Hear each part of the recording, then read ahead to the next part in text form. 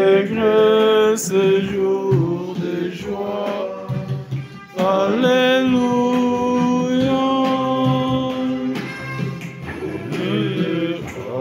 Quand Thomas m'a dit, approchons-nous de la maison, à la cité du Dieu vivant, et nous accueille à sa maison, et nous invite à son festin. Jour d'allégresse, jour de joie. Alléluia.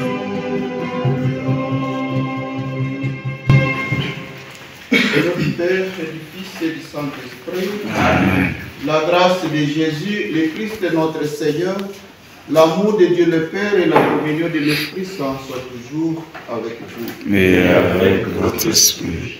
Commençons une nouvelle semaine. Et le texte s'articule au niveau de la mission qui nous est confiée. La mission nous est confiée par Jésus-Christ. Des consignes sont données. Nous devons les observer et les intégrer dans nos vies de chaque jour. Toutes les fois où nous n'avons pas été à la hauteur de ce qui nous est confié comme charge, tout simplement parce que nous n'avons pas été peut-être attentifs aux consignes, nous allons nous reconnaître pécheurs et posons cet acte en récitant le psaume. Que Dieu Tout-Puissant nous fasse miséricorde, qui nous pardonne nos péchés, qui nous conduise à la vie éternelle. Amen. Seigneur Dieu, tu montres aux égarés la lumière de ta vérité, puisqu'ils puissent reprendre le beau chemin. Donne à tous ceux qui se déclarent chrétiens de rejeter ce qui est contraire à ce nom et de rechercher ce qui lui fait honneur.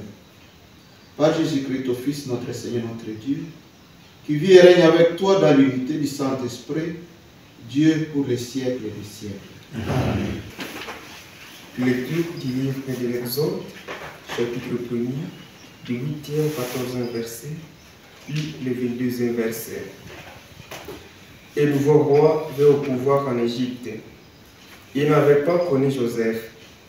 Il dit à son peuple, voici que les fils d'Israël sont maintenant un peuple plus noble et plus puissant que nous. Prenons donc les dispositions voulues pour l'empêcher de se multiplier.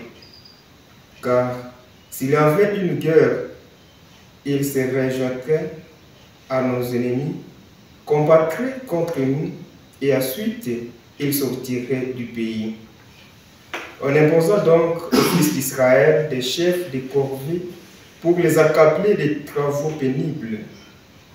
Ils durent bâtir pour Pharaon les villes et entrepôts des pitons et des rams. Mais plus on les accablait, plus ils se multipliaient et proliféraient, ce qui les fit détester. Les Égyptiens les soumirent à un dur esclavage et leur rendirent la vie intenable à force de corvées, préparation de l'argile et des briques, et toutes sortes de travaux à la campagne. Tous ces travaux étaient pour eux un dur esclavage. Finalement, Pharaon donna cet ordre à tout son peuple. Tous les garçons qui naîtront chez les Hébreux, jetez-les dans le Nil. Ne laissez vivre que les filles.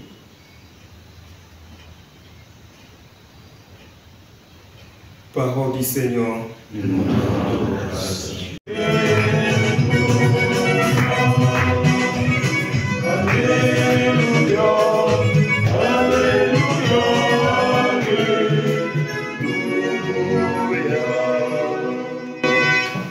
Le Seigneur est avec vous. Il est avec votre Saint-Esprit. Évangile de Jésus-Christ selon saint Matthieu. Gloire à toi, Seigneur. Matthieu chapitre 10, le 34e verset, puis au 11e, le premier verset. Jésus disait aux 12 apôtres, ne croyez pas que je sois venu apporter la paix sur la terre. Je ne suis pas venu apporter la paix, mais le glaive. Oui, je suis venu séparer l'homme de son père, la fille de sa mère, la belle-fille de sa belle-mère. On aura pour ennemi les gens de sa propre maison. Celui qui aime son père ou sa mère plus que moi n'est pas digne de moi. Celui qui aime son fils ou sa fille plus que moi n'est pas digne de moi. Celui qui ne prend pas sa croix et ne me suit pas n'est pas digne de moi. Qui veut garder sa vie pour soi la perdra. Qui perdra sa vie à cause de moi la gardera. Qui vous accueille m'accueille.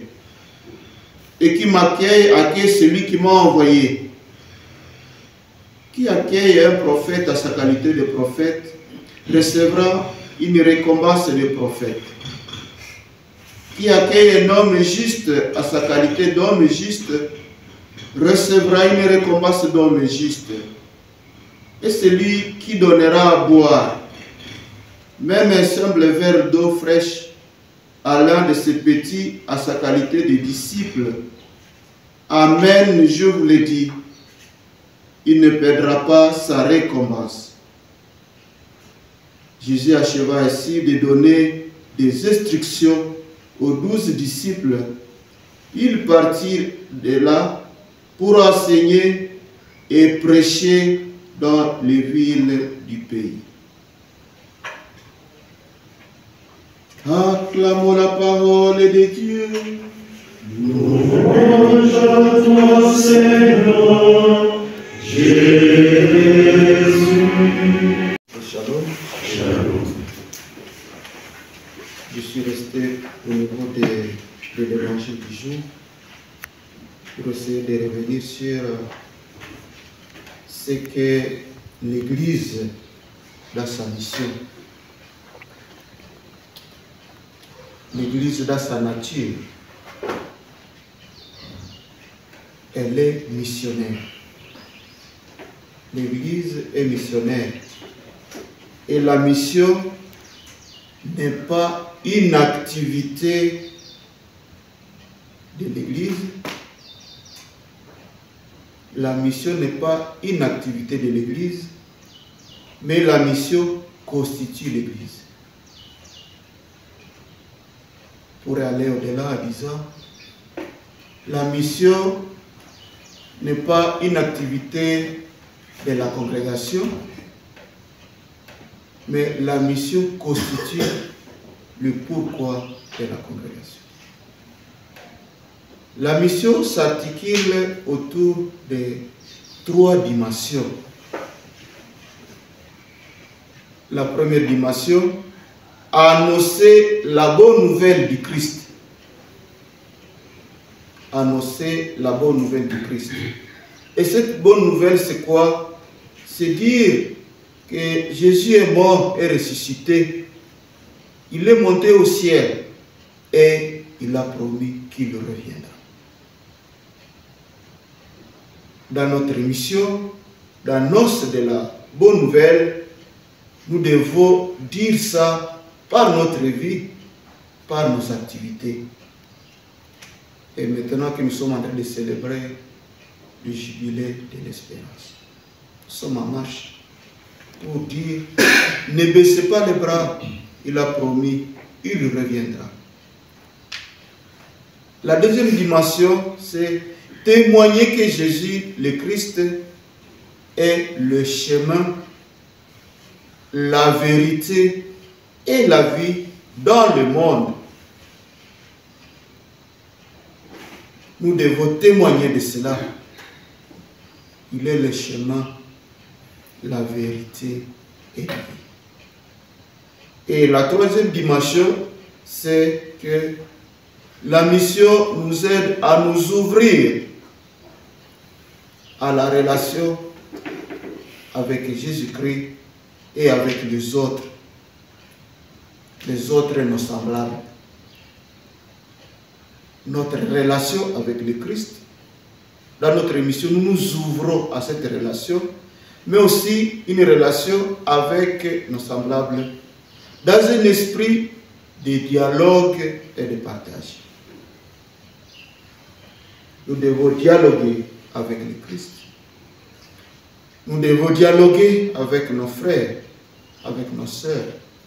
Nous devons partager notre vie avec le Christ. Et cela, nous pouvons nous dire que les charges qui nous sont confiées sont la voie. Nous sommes envoyés.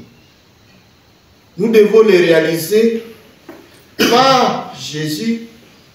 Nous devons les réaliser par Jésus. Et l'Esprit Saint pour dévoiler au monde le projet du Père. La charge qui m'est confiée, je dois la réaliser par Jésus-Christ et l'Esprit Saint. Et cela doit dévoiler le projet du Père. Nous devons être habités par l'Esprit. Et nous devons donner la main chaque jour à Jésus-Christ pour que le projet du Père se dévoile. Dès que tu es baptisé, tu es envoyé. Et quand tu es envoyé, tu es attendu sur multiples directions. Tu es attendu sur multiples directions. Or, il y a d'abord une élection. Avant d'être envoyé, tu es choisi. Et quand il nous choisit, il nous tire du monde, mais pour nous renvoyer encore dans ce monde-là. Et nous sommes membres de l'Église, de son Église. L'Église qui est envoyée par le Christ pour manifester et communiquer la charité de Dieu